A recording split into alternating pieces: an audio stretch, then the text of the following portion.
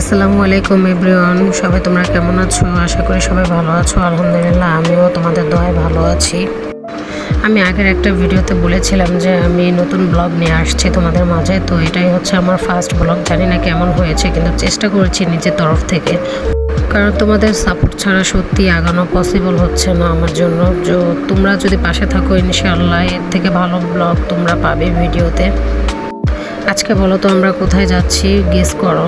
কারণ আমরা হচ্ছে হাসপাতালে যাচ্ছি। একটা নতুন ছোট বেবি হয়েছে, আমাদের পরিবারের একজন সদস্য এসেছে নতুন। সবারই দেখা হয়েছে, কিন্তু আমারই দেখা হয়ে ওঠেনি, তাই এর জন্য চললাম তাড়াহুড়ো করে। রাত্রের বেলায় তাকে দেখতে যাওয়ার কথা। আর এই হচ্ছে সেই ছোট্ট নতুন বেবি, যে বেবি দুনিয়াতে আসছে মাত্র 4 দিন হয়েছে। সেই ছোট্ট নতুন বেবি। এই বেবিটার জন্য সবাই তোমরা দোয়া করবা। আর এই দিকে দেখো আমার ছেলেটা কি করছে, অনেক দুষ্টুমি করছে। সে খুব দুষ্ট। অন্য রোগীর বেডে গিয়ে সে এইটা ওইটা ফেলে দিচ্ছে, মনে করো তাকে ডেকেও আনা যাচ্ছে না। তো এইদিকে শর্টকাটভাবে আমি মনে করো তাড়াতাড়ি চলে আসলাম। দেখে আমার ননদের ছেলে লিফটের জন্য ওয়েট করতেছে। লিফট থেকে আমরা বের হয়ে গেলাম, বের হয়ে একটা রিক্সা নিয়ে নিলাম বাড়ি যাওয়ার উদ্দেশ্যে। কারণ খুব অল্প সময় নিয়ে বাবুটাকে দেখতে আসছিলাম। আমারও ছোট বেবি, মনে করো এই কারণে রাত্রে বেশি করি নেই, তাড়াতাড়ি চলে গেলাম বাড়িতে।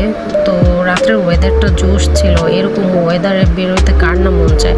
আমার তো মনে চায় যে আমি রাত্রের বেলায় এইভাবেই একটা আকাশের নিচে, খোলা আকাশের নিচে রিক্সা নিয়ে ঘুরে বেড়াবো। কিন্তু তোমাদের ভাইয়া যেই পসিবল না, তার সাথে ঘুরতে বের হওয়া মানেই ইম্পসিবল। সর্বোপরি একটা কথাই বলবো, তোমরা ভিডিওটা কেমন হয়েছে একটু দেখবা, ফুললি দেখে লাইক কমেন্ট শেয়ার করতে ভুলবা না প্লিজ। তোমাদের কাছে একটাই রিকোয়েস্ট, সবাই ভালো থাকবে। আল্লাহ হাফেজ।